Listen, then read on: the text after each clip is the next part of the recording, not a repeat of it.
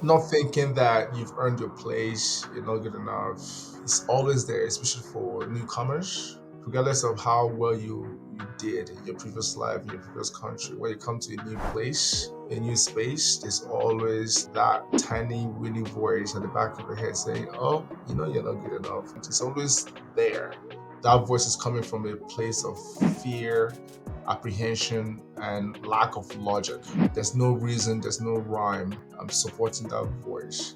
If you are a newcomer or a minority or an immigrant and you want to make a name for yourself, you must be good. You must be competent. You must invest in excellence. Welcome to Visionary Voices. I'm your host, Ida, and today we are thrilled to have Charles Osuji, a multi award winning lawyer. He is the CEO and managing partner of Osuji and Smith, one of Calgary's fastest growing law firms. And Charles has been recognized as one of Calgary's top 40 under 40 and a top 25 most influential lawyer in Canada. Your journey, Charles, from newcomer to CEO is nothing short of extraordinary. And the thing that I do admire personally about you is your dedication goes beyond the courtroom. Like you're deeply passionate about creating a real change in the lives of people, giving them that opportunity that you yourself got from Mr. Smith. But a lot of people don't have that opportunity. So I admire the fact that you're very passionate about creating that particular change in the lives of people. And so I'm excited to dive into your story. Welcome to the podcast. Thank you, Ada. It's an honor to be here. So I listened to you talk on the Okiki podcast, and I picked Oh, you one did? little fun Okay. fact. Yeah, I picked one little fun fact about you. You did not like math. Nope, I hated it. Still do. Yeah, and But I know and how your to count hatred my for it. money, though. I can count the money, but not the That's a math behind good it. place to start. You know how to count your money. You know what? Yeah, You know what? Your background. You're from Nigeria, so every right. Nigerian knows their money. Yeah, yeah, absolutely. The place I was going with that is that you didn't like math, and so your hatred for math pushed you away from the sciences, but your love for reading pulled you Right, into law. So talk to me about that journey.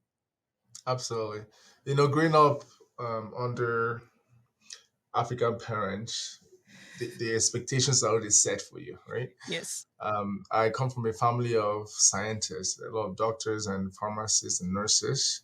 So my parents naturally thought I would follow the same path Yeah. and be a doctor. And I wanted to at some point, but it just wasn't working. I've been in the math class. It would take me 2 days to understand what has been taught. But in the English class, I've been the substitute teacher. The concepts with respect to English and literature was just very relatable. I could grasp it right away. But when it comes to numbers, looking for X and Y and all those figures was just difficult. As a child, that caused a lot of self esteem. You would think you're not good enough. You think you're not. You can't measure up to expectations. Then I made the bold move of eliminating um, sciences from my passion, and I was like, what's the best, or what's the next best thing that could happen? And that was law. I loved reading. I loved back then in high school. I would pick up a novel, come in front of the class, and start a book club in front of the class. Wow. Yeah, on my own. So I started paying attention to that. Took a lot of art classes. Decided to go into law, and lo and behold, I realized that this was where I was supposed to be. I could. I was a very good student in law school because the concepts were very, very relatable, and I was able to convert my passion for reading to academic excellence, right? Hmm. And this is a lesson for uh, parents out there. You have to let your child thrive and flourish in what they are born to do. The days of setting expectations and expecting a child to meet those expectations regardless of their either biological, psychological, physiological makeup, Hmm. those days are gone. Those days are gone. that is where I am today, and my parents have apologized to me for, for More putting me because they've through. seen the success coming out of law, or Right, because like truly they're sorry for that. exactly, exactly. So you very openly credit your success right here in Canada to the fact that Mr. Smith gave you an opportunity to have a foot in the door. Right, And I know from listening to you, you didn't originally think about becoming an entrepreneur. You just wanted to be there, give your best, do the work that you're able to do, and do it to the best of your ability. But then things just started aligning until you became the partner at this firm. Talk to me about the right. journey. Life happens to all of us. We just have to be open to opportunities, open to what your story, how your story is unfolding, Hmm. and not be closed-minded. Back in law school, my plan was to go into academia, do my master's, PhD, and end up in a classroom teaching students because I loved to study. I loved academics. To me, that was my goal. That was how I was gonna end up. Then fast forward to coming to Canada, I wasn't sure what the plan would be here. I was open minded. Hmm. I was just focused on getting my qualification exams in, write my ACA exams, and then article. Fast forward to articles, I was open minded. I just wanted to learn and find my path in Canada. After my articles, I was called to the bar. Again, I wasn't sure what my path would be. I just took on whatever came through the door. All the assignments I was given, I just paid attention to them, focused a lot on learning, getting better in terms of client management and understanding what was expected of me as a young lawyer. That was in Then Nigeria or right here in I was Canada? here. I Okay. was here. I only practiced for like 4 months in Nigeria. I didn't quite practice there. Okay. Yeah, before I left. Then Mr. Smith was looking to retire. He was looking to sell his practice. He was negotiating with a few people to sell his firm. I had zero interest. In fact, it didn't even cross my mind at all Hmm. at the time. I remember one of the potential buyers came around and took me out for dinner, promised me that my job was secure, and I was so excited that I wasn't going to lose my job. Yeah. He indicated that he had heard so much about me, my work ethics and stuff. And the conversation ended up very well until shortly afterwards, I heard that the conversation wasn't going well between this individual and Mr. Smith. So Mr. Smith approached me with the opportunity, and I said no, because I was not interested. Hmm. At that point, I was just not confident that I was ready. I was barely 4 or 5 years in the country, 2 years post call, if not less, post call. Still young, very young for that kind of endeavor. Hmm. Shortly again, he came back with the same opportunity. I said no. Then when he came back the third time, I was like, let me take this to some of my mentors and see what they thought. At the back of my mind, I just wanted them to confirm my decision. Yeah. Don't do We it. just no, don't do it. Yeah. Yeah, don't do it. It's crazy. It's too early. Lo and behold, all of them were like, go do it. This is a good opportunity. We'll support you.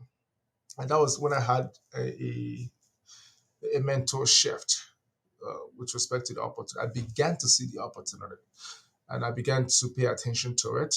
I said yes, Mrs. Smith. We started working on it. It took us about a year and a half to finalize the transition. We didn't rush it because we already had a relationship, a working relationship. There was no rush, there was no urgency. Hmm. Prior to that, I didn't see myself as an entrepreneur. Yeah. The only entrepreneurial endeavor I had undergone or undertaken was back in high school when I used to take photography. I was into photography. Yeah. I was taking photographs of photos of my schoolmates for money, for Hmm. compensation, and I sucked at it. I ended up with stacks of pictures at the end of It reminds me end of of my this, own experience in school. Oh right? my goodness. Yeah. You know, everybody was excited taking the pictures, but when it came to paying for it, nobody was paying for it. So I was stuck with those For the pictures. younger people who are listening to this, it's actually you would take a picture and print it out. It's not the iPhone thing you do right now. It's literally taking a Exactly. picture and then printing it out. Yeah. And yeah. Printed out and then asked for compensation because there wasn't any deposit upfront.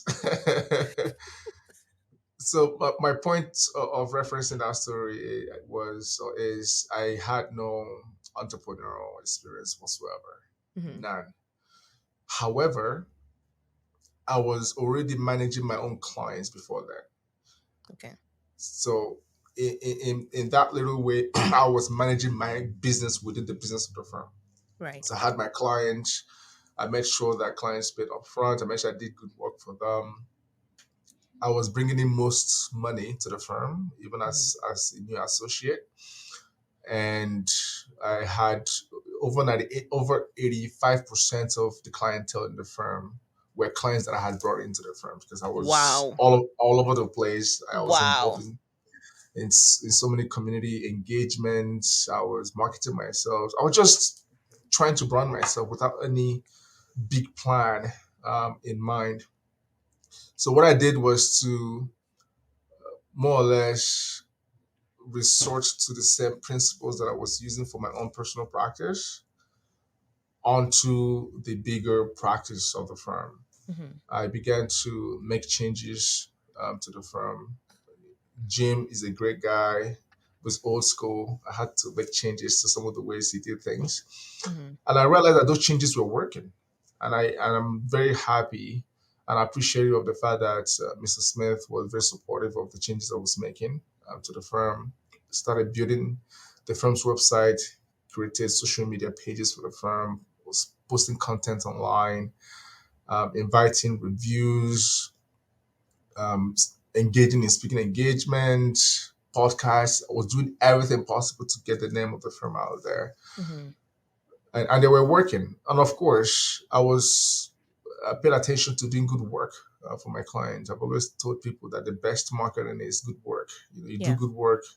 You have someone who is in the community advocating for you and speaking to the type of services that you're providing, and that was it. You know, it was challenging getting capital from the banks because I didn't have any history, Hmm. and I went to so many banks that they would even pay attention to my request until I reached out to one of the major banks. This individual didn't know me for Adam, but just saw the drive and the fire in my eyes and said, "You know what, Charles, I'm going to give you a shot." And I remember promising her, "Oh, before the end of the year, I'm going to have $50,000 in the bank account." And Yes. by the end of the year, we had 10 times what my target was for the first year. Wow. Then I knew that something was happening. You know, I was doing something right. I gave my staff, I increased all the salaries, made sure that they bought into the success that Hmm. we were experiencing. The consequence of that was me not paying myself for a year. I didn't pay myself for a year because I wanted to put them first and make sure that they felt that they were taken along or they were carried along with the transition. So here we are. It's been a journey. I'm taking on so many notes because now my head is going in all directions with all the things you're saying. Okay, Right. number one is one of the people who were thinking of buying the firm was sitting down with you to let you know your job is secured. Yes. But you were pretty much bringing in 85% of the clients of the firm. So why would you be thinking that, or why would it even cross your mind that maybe your job was not secured? Is there some imposter syndrome, something that you were thinking about at that time? Oh, the imposter syndrome had always been there at the time. It was there, right? Yeah. Not thinking that you've earned your place, you're not good enough. It's always there, especially for newcomers. Regardless of how well you did in your previous life in your previous country, when you come to a new place, a new space, there's always that tiny winny voice at the back of your head saying, "Oh, you know you're not good enough. Yes. They're gonna figure out who you truly are. This place is different. Your success before is not equivalent to the success here. The challenges are different. It's always there." So at that moment, I didn't feel that I had earned my place. I still felt grateful for this individual to tell me that I had a place in the firm, even though I was more or less, Even though you were literally the I firm. was I was the financier of the firm. That's how terrible imposter syndrome is. Over time, I've learned to convert that syndrome to fire. You Yeah. know, you know, bringing in 150% every day to work. I don't see it from the negative light anymore. I see it as a reason to get up before others. I see it as a reason to stay longer in the office before others. I see it as a reason to bring my A game to the firm or to my work on a daily basis, not just once a week, twice a week, or five, 7 times a week. I see it as an opportunity for me to compete against who I was yesterday, Yes. and bring get better, and also give others opportunities. That was my mentality at the time, and of Yeah. course, even a year, 2, 3 years into running my own firm, that voice was still there. You've never done this before. I know you're doing this and you're succeeding, but guess what? It's just a matter of time. Yeah. But yeah, here we are. What is it that gave you that mindset to think that you could, even though there's a voice telling you you can't? History. Explain. When you've seen how much you've accomplished, how much you've done, how some of your decisions have worked, then you realize that that voice isn't logical any longer. That voice is coming from a place of fear, apprehension, and lack of logic. There's no reason, there's no rhyme supporting that voice. But at the very beginning, you don't have the benefit of history. You don't have the benefit of antecedent, right? So that voice Mhm. would have a stronger play and a stronger influence. But over time, you look back, you see how many people you've helped, you see how much you've accomplished, how far you've come, how many disasters you've overcome, COVID, going from 7 employees to 36 employees in 6 years.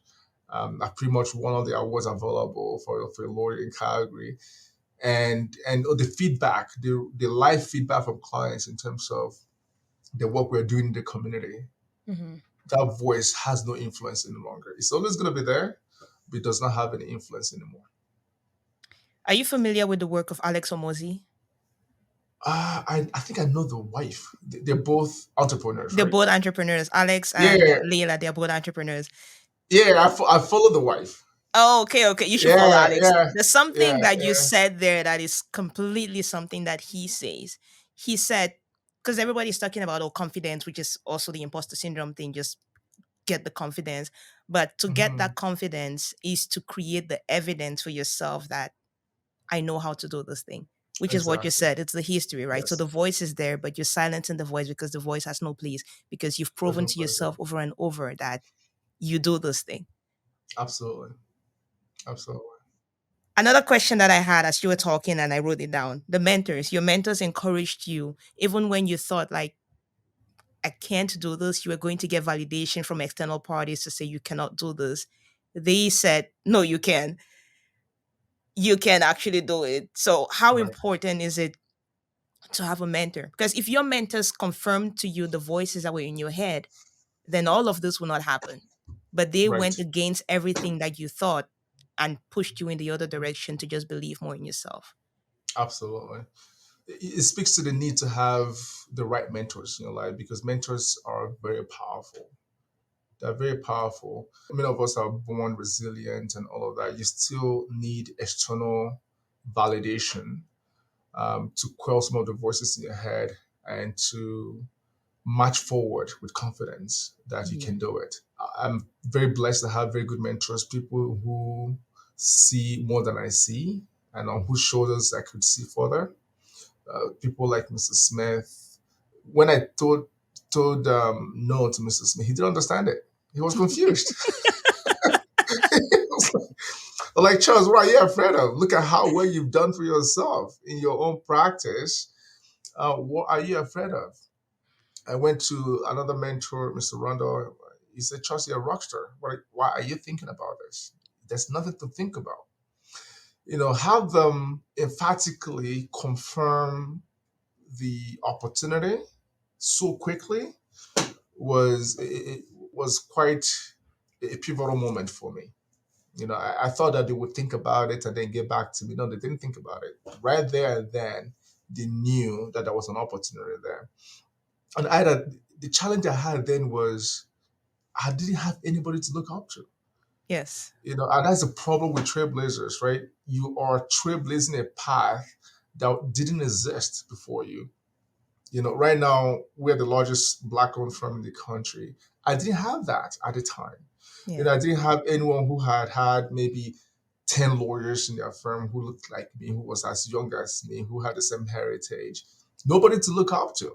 Yeah. So I was delving into a world that had not been traversed or explored in Calgary for someone who has the same color of my skin, sound of my voice, and who has the same heritage and youth. I was 28 at the time, Wow. so it was tough. I needed people who had seen further to validate that move. Because if I had gotten it wrong, that would have been the end. Maybe to an extent, that would have had a significant impact on my career. If I had undertaken that move and then maybe 6 months later everything crashes. I didn't know how to hire, fire, continue to build a firm. So it was important for me to seek and obtain external validation from the right people. Very Hmm. important, from the right people. I can tell you that when I was buying our second location, Hmm. I went to someone else that I look up to, and I asked this individual what they thought about spending millions of dollars in acquiring a new location for the firm. This person shut it down right away. You know, this person shut it down. It's too expensive. You could just rent. Why are you going too big too quickly and stuff like that? But guess what? At that point, I already knew what I wanted. I wasn't looking for external validation. It was just a conversation. I wasn't looking for external validation. But if I had had that conversation at the very early stages of my career back in 2015, 2016, that response would have had an impact on me. But it didn't because I knew where I was going. My future was clear. My vision was very crystal clear. I was just having a regular conversation. The point I'm making here is it's very important who you listen to and who you go to with certain issues. If you have a marital problem, there's someone that you go to, but you don't go to that same person if you're having business problems. Right? You have to be very, very intentional with who you go to for support. I'm laughing at this because you and I we both come from communities where that's the common thing, right? It Right, becomes like if you have this particular issue, instead of looking to the people who have done the thing you're trying to accomplish, you go to right, the people who are very much like you and you try to get validation. Of course, they're going to tell you it's not going to work because they don't have the vision that you have. It's about finding those mentors out out of your comfort zone, definitely, but going into those networking events, going into those locations that people are doing the things that you hopefully plan to do one day, and you see what they do, and you kind of what the word, you kind of model, because they say success right. gives clues. You model what the other people are doing. Exactly, exactly. A challenge, you mentioned the challenge of getting credit and Hmm. the funding for to get the first place. But the other thing you also talked about, you didn't pay yourself a salary for 1 year because you Yes, wanted your staff to reap the benefits of the business before you. yes. Expand on that. That was one of the reasons. Another reason was I wanted to build that discipline. I knew that running a practice, running a business, if you want to succeed, you have to put others before you. You have to put the customers, the clients, your staff before you. And I wanted to experience that. So I told myself and I resolved I would not pay myself a dime for a year so that I could learn the need to put others first before me. Secondly, um, to ensure that my staff buy in into the success of the transition. Remember, Mr. Smith had run the firm for 37 years at this point. Mm-hmm. So the firm revolved around him. He was the face of the firm. And all of a sudden, I came in as a student and I'm taking over this firm. There was a lot of anxiety. We weren't much then at the time. We were about 6 or 7 of us. There was a lot of anxiety in the firm, even with clients, what this transition would mean. Yeah. I wanted to quell that anxiety by telling them, look, there is a change happening, but that change is for good. That change is for better. I will put you guys first. And I did. And oh man, that gave me a lot of mileage, Mm-hmm. right? A lot of acceptance. I didn't get a lot of resistance with the transition. Everybody rallied around, supported my vision, supported all the changes I was implementing and stuff. And I think is a lesson for upcoming entrepreneurs who think entrepreneurism is a pathway to personal success or personal financial success. If you go into it with that mindset, you might run into issues. You have to go into it as an opportunity to create. It's an avenue to create opportunities for others. Mm-hmm. And then the net return of that is personal success. But focus on planting the right seeds, extending low hanging fruits to your staff, and then see what happens afterwards. That is very deep. That is profound. Thank you for sharing that. The vision of your company, like you are, what's the word? Your journey from newcomer to CEO is nothing short of remarkable. So like my head Thank is you. going in all directions when I look at your story and I look at just the impact that you're trying to create. One of Right. the initiatives that you're working on is the food in the door initiative, Yes. you said. Yes. And that is about solving the problem of Canadian experience. Right. Explain on that for me, please. When my journey, it was riddled at the very beginning with lack of acceptance and lack of opportunities. The closest I got to a firm, this is so funny, was when I was working for a moving company and we had to move the furniture. I had to move the furniture from one law office to the other. That was the closest I got to actually be in a law office and see how the setup was. It was that bad. I had applied to many places. Nobody would even reply back, acknowledging receipt of the application. I remember receiving just one response that they've received my application, but there was no opportunity. I was like, yes, someone saw my application. I felt like I had moved, I had moved forward. I'd made a lot of progress. Yeah. You know, After a while, of course, Mr. Smith came around and I started my articles with him, including applying to volunteer opportunities. There was no callback. Hmm. So that left a very permanent impact on myself. And my story is not isolated.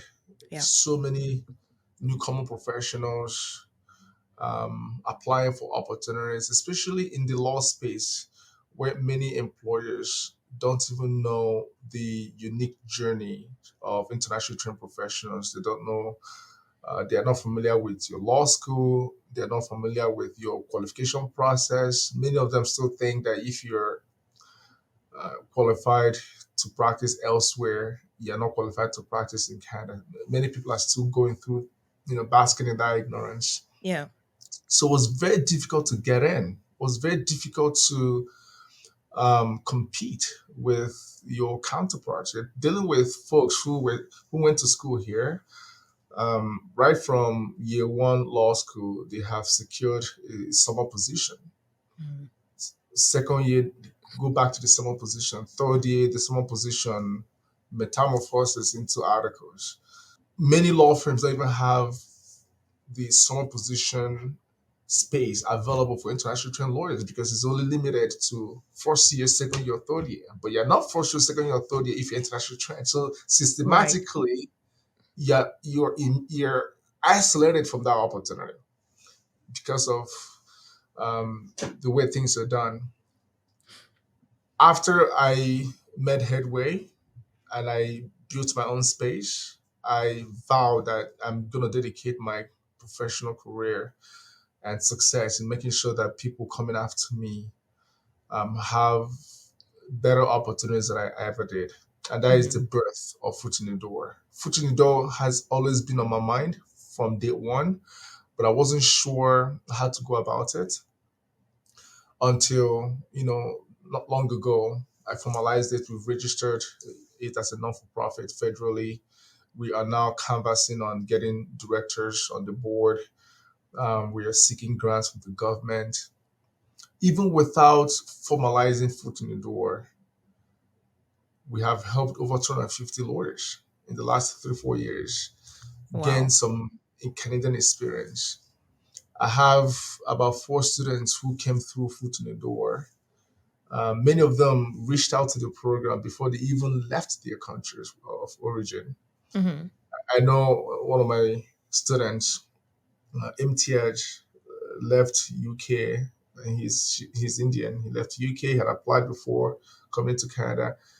He joined the firm 2 days after he landed, or a few days after he landed, and a week after joining the firm, because of how good he is, he became a part of the firm.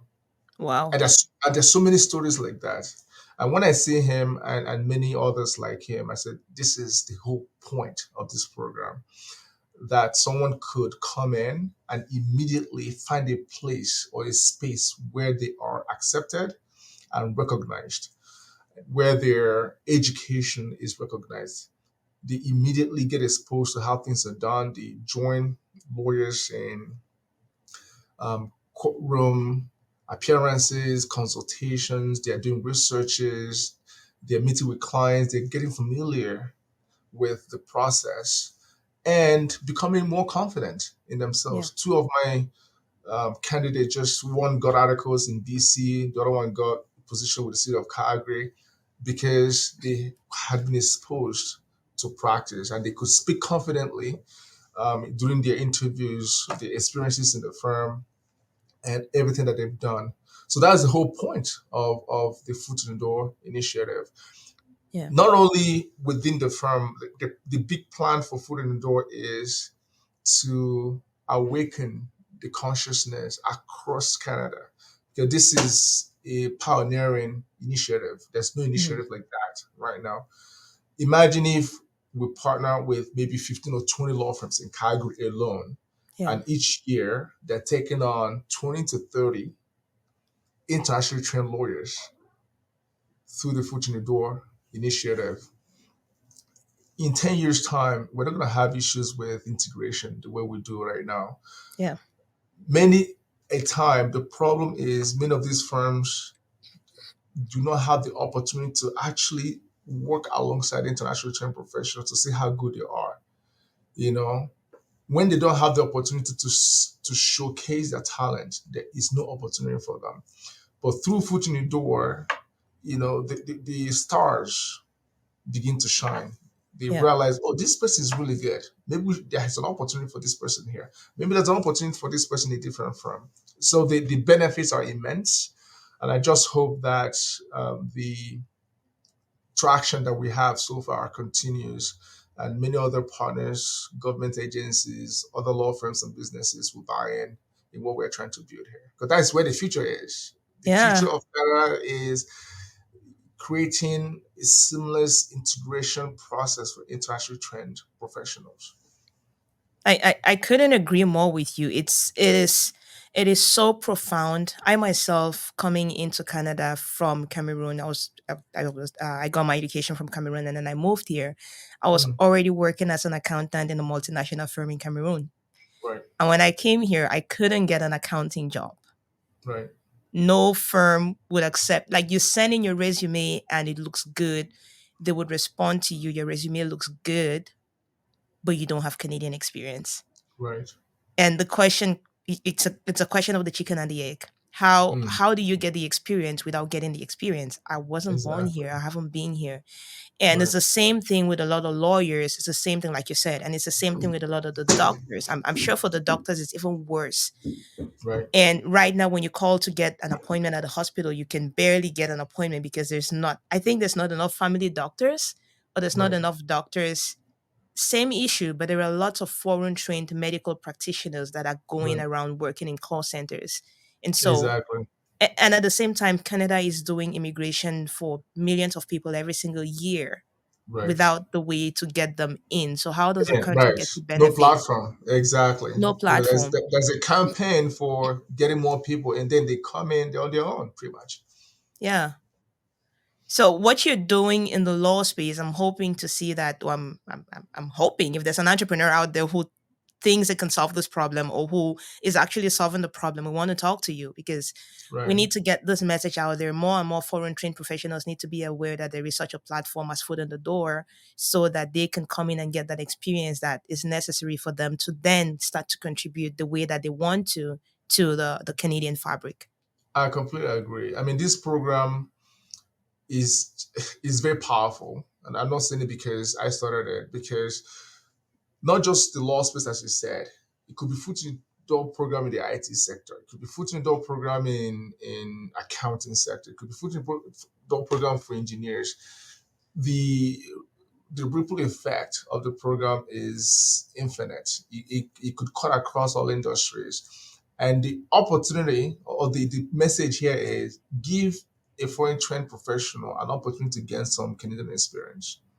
Give them a shot, you know. And I'm sure the government would definitely support once the program has been formalized, because this is definitely within the scope of the campaign for letting more international trained professionals join the workforce in Canada. Yeah.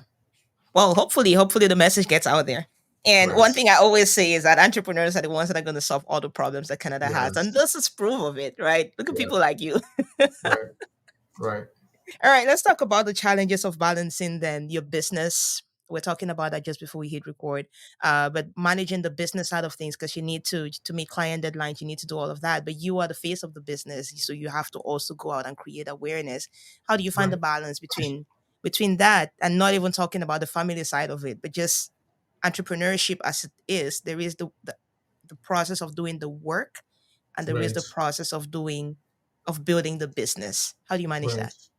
At the very beginning, it was very difficult to strike a balance between the competing interest in getting the work done for clients, because clients don't care. They want their work done, Yeah. versus building a business, managing a business, making sure all our vendors are paid, making sure that staff are paid, and all of it.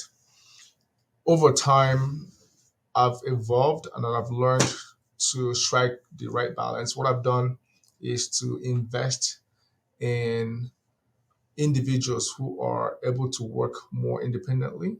So rather than just hiring junior lawyers, that is a mix of junior lawyers,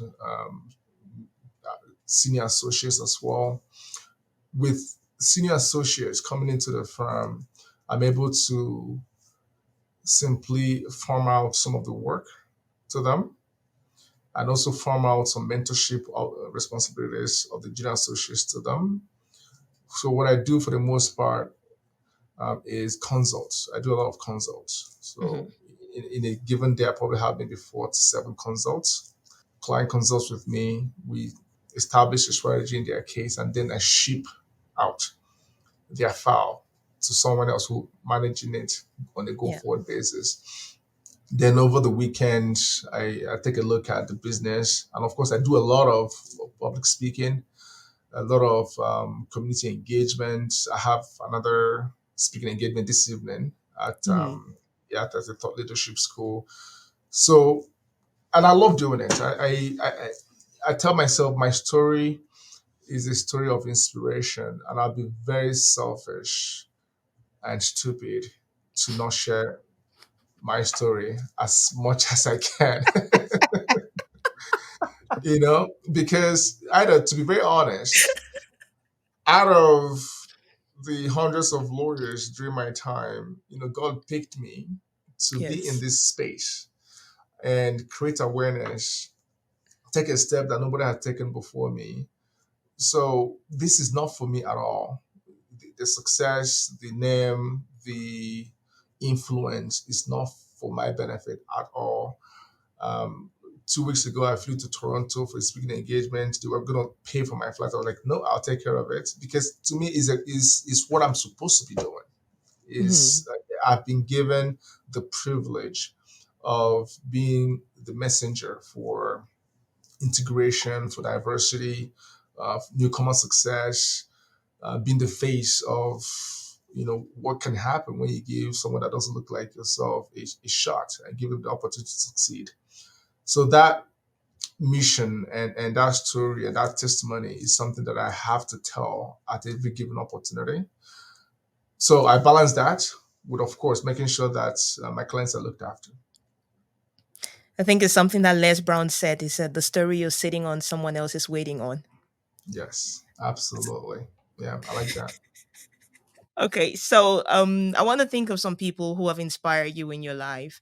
Who are three people, dead or alive, that if you had the opportunity to sit and have a conversation with, you would want to, and why? Ali, Muhammad Ali is one of Okay, them. I thought about My him the other goodness. day. Wow. Oh my goodness. He is so brave. He was courageous. He was eloquent despite his circumstances. And of course, he was very good. Hmm. That's the thing with minority success. You have to be very good. Yes. You have to be very good. And I say that all the time. Um, you know, be it white cat, be it black cat. If the cat catches a mice or a mouse, the cat is a good cat, right? It doesn't matter Hmm. the color of the cat. If you are a newcomer or a minority or an immigrant and you want to make a name for yourself, you must be good. You must be competent. You must invest in excellence. And it's not just momentary investment, not occasional excellence. It has to be, it has to be sustainable Yeah. success. And I can tell you that has sustained the success of my firm. Emphasize excellence as much as they can.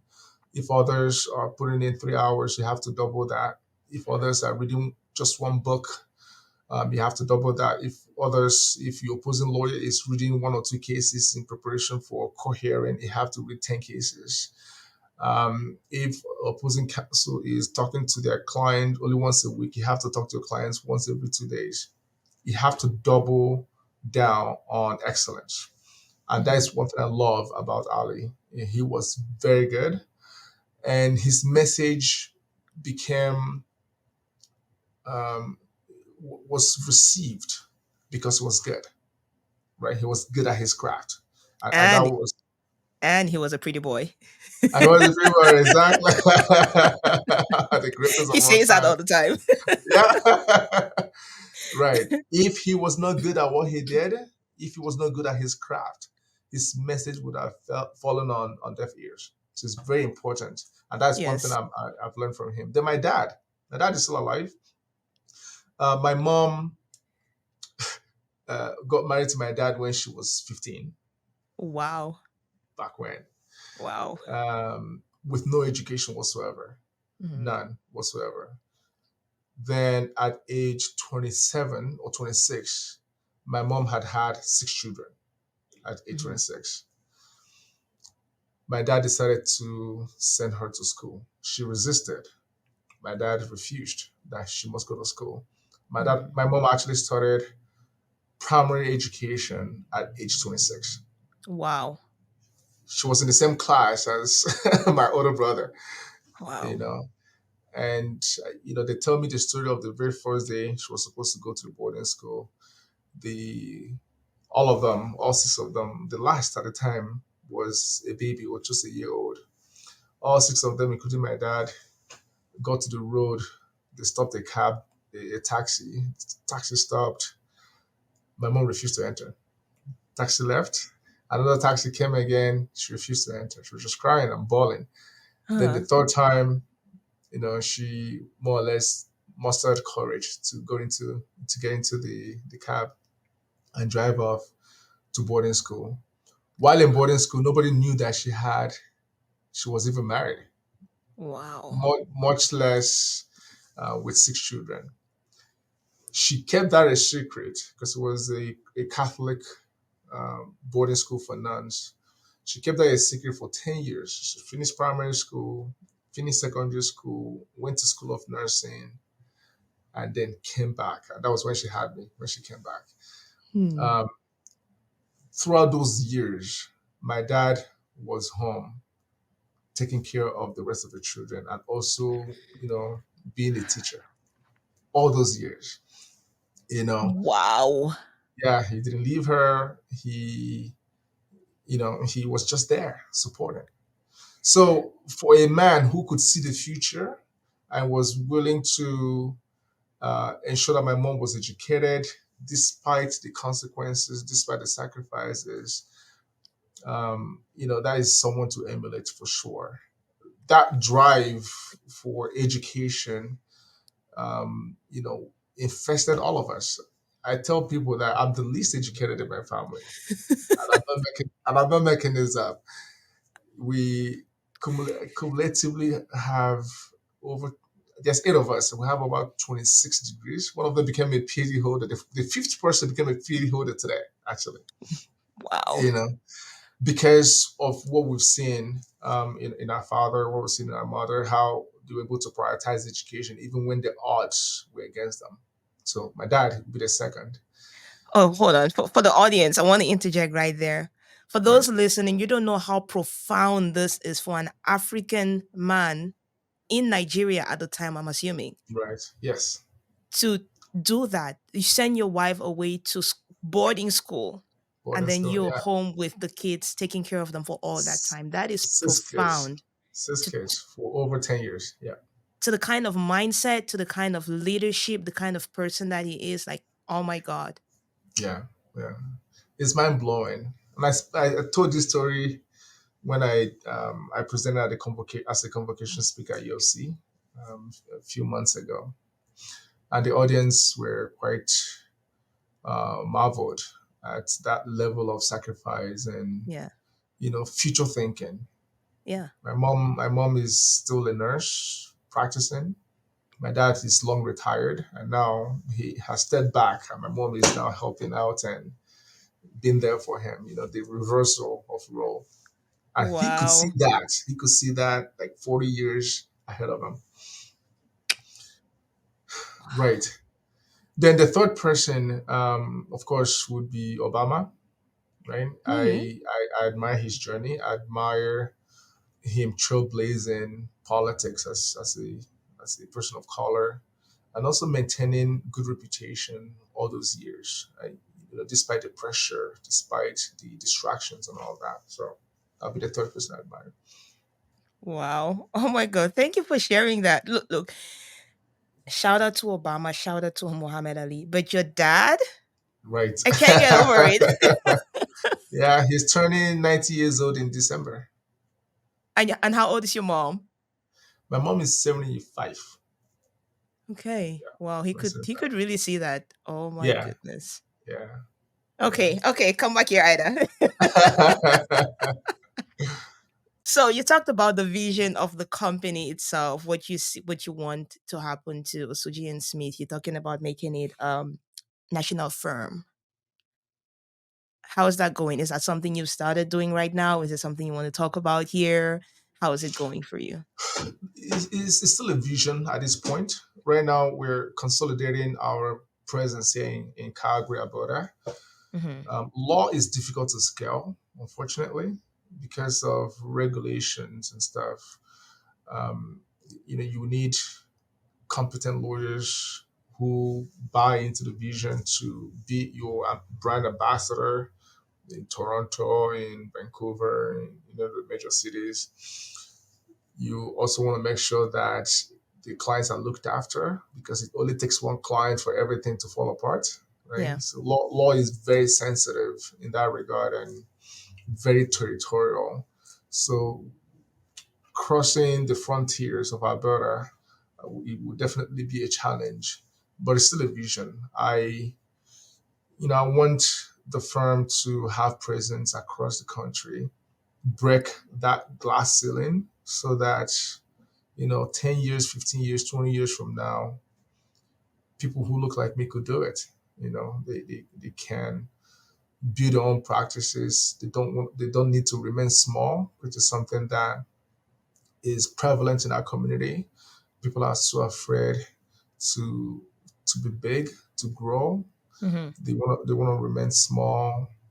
I've seen lawyers who were caught at the bar in the 90s, 2000s, but there's still two lawyers in the firm, three lawyers in the firm, because they are afraid to add more people. They're afraid to take on more responsibilities. They're afraid to take the jump, that leap of faith, and grow. I want to disabuse that fear as much as I can in our community. I want people to know that you can actually have a firm of 40 lawyers, 100 lawyers, just have the right, setting, have the right foundation, the right structure, and it's Hmm. possible.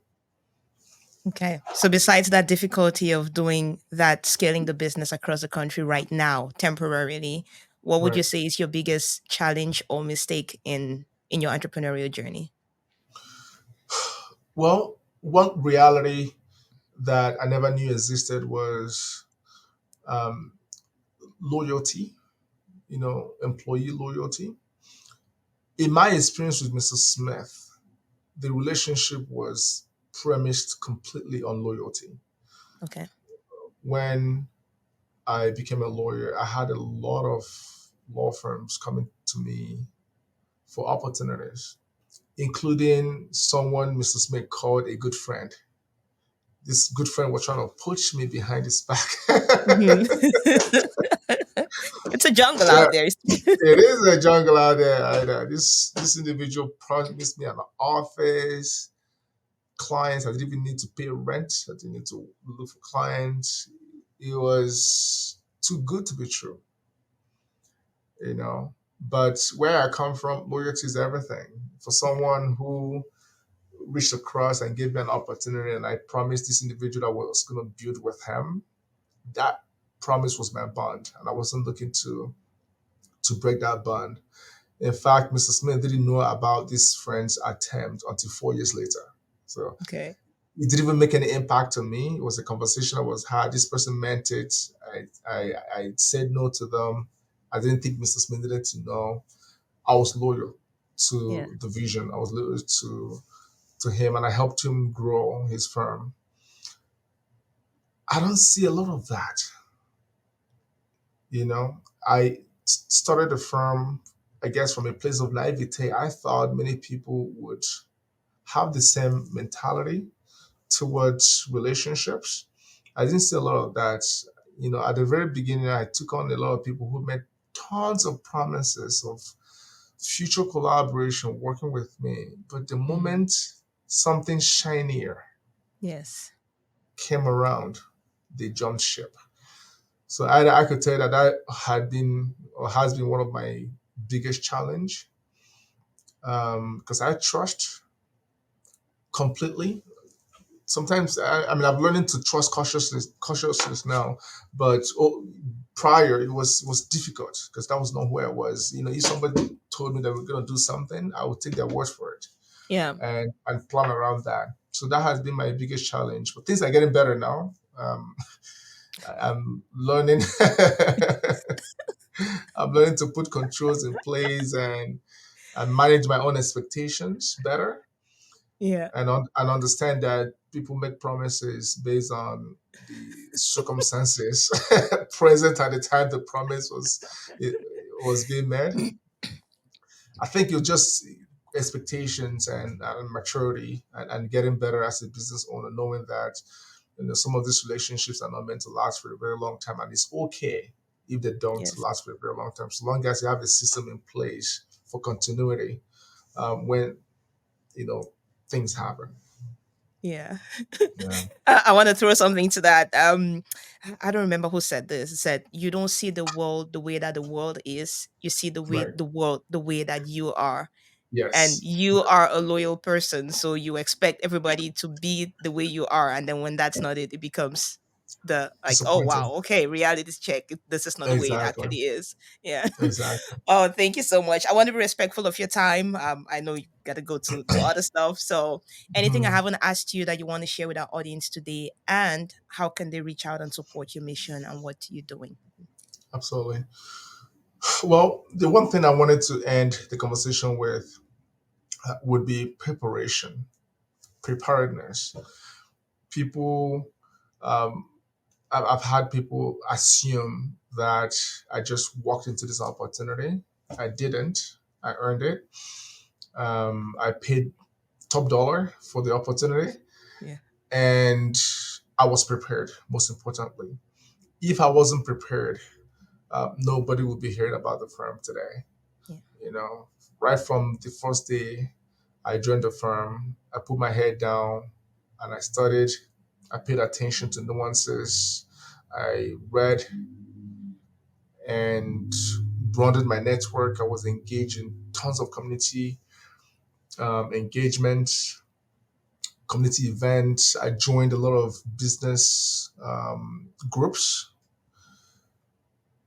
I was prepared. When the opportunity did come, I was able to take advantage of the opportunity with the help of mentors, of course, and take that and run with it.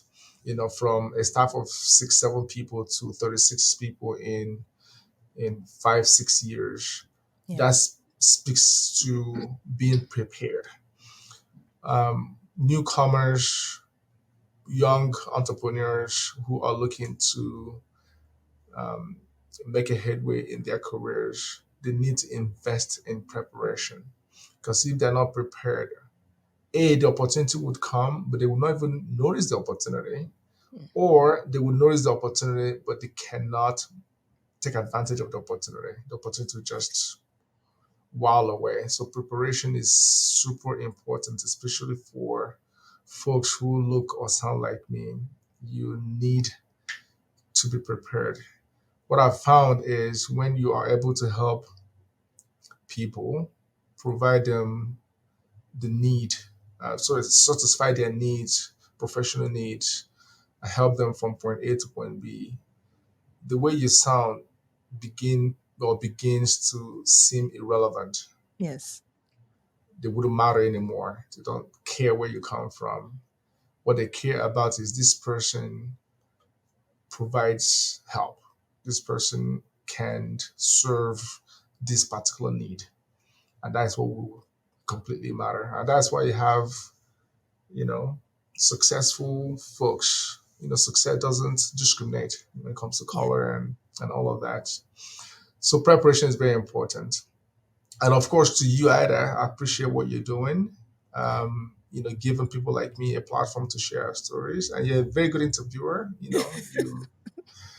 You ask the right questions, you do your research, you understand the person across from you, their journey. So you're asking very targeted questions. So Yeah. kudos to what you're doing in your podcast. Thank you. Thank you for saying that. So, for those who have listened so far and they want to reach out to you, how can they contact and support the mission? And Absolutely. The website is osujismith.ca. If you type my name, there's no hiding place for me anymore. No hiding place. No hiding place. The phone number is 403-283-8018. We are located in Calgary. We provide services in all practice areas other than criminal law. And I have very good people in the firm who can help. awesome, awesome. Guys, you heard it here. You heard it here. Not first, but you heard it here. Charles is amazing. If you couldn't tell that just from listening to him, just go type his name on the internet and you would see. It's been an absolute honor having you today, and I look forward to continuing to connect with you and learn more from you and learn more about you even. Thank you, Ida. Thank you guys, and see you in the next episode. For more insightful conversations with entrepreneurs, check out this video right here. I think you'll love it. Continue to enjoy, and I'll see you there.